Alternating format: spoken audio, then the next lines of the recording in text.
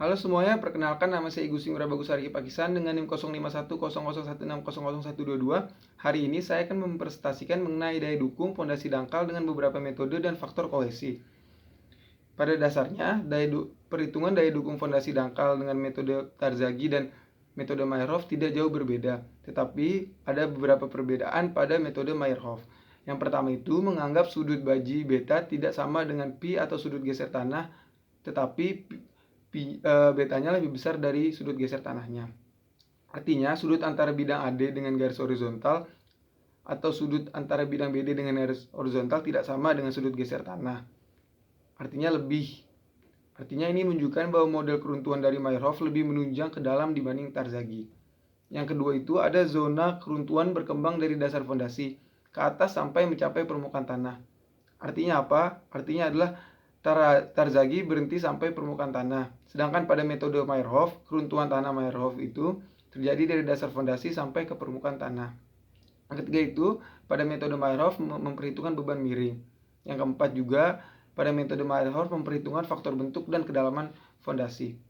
Ini adalah rumus untuk menghitung kapasitas daya dukung ultimate pada metode Meyerhof. Dilihat ada perbedaan di mana ada nilai NC, NQ, dan N gamma merupakan faktor kapasitas daya dukung. FCS, FQS, F gamma S merupakan faktor fondasi. FCD, FQD, dan F gamma D merupakan faktor kedalaman beban. FCI, FKI, FQI, F gamma I merupakan faktor kemiringan beban. Yang selanjutnya ini merupakan bearing capacity factor atau penentuan bearing capacity factor bisa menggunakan persamaan ini, bisa dilihat sendiri.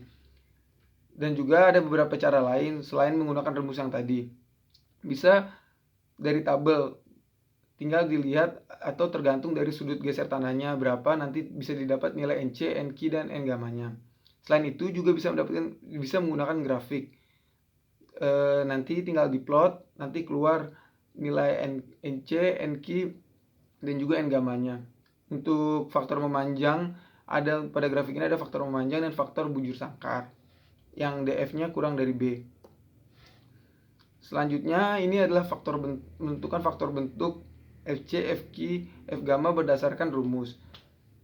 Untuk sudut geser yang lebih dari 10 derajat itu pakai rumus yang 1 plus 0,1 dalam kurung B per L tutup kurung tangan kuadrat 45 tambah sudut geser dalam dibagi 2 tutup kurung.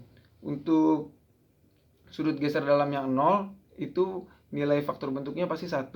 Dan juga begitu pula untuk faktor kedalaman. Bisa dilihat rumusnya. Dan untuk di faktor kedalaman, kalau sudut geser dalamnya 0, faktor kedalamannya juga 1. Selanjutnya ada faktor inklinasi atau faktor kemiringan beban. Di sini ada fungsi sudut yang diukur dari arah vertikal. Yang dihitung adalah kemiringan beban terhadap garis vertikalnya.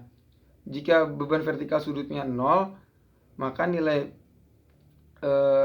FCI, FCQ, FC gamanya pasti sama dengan 1.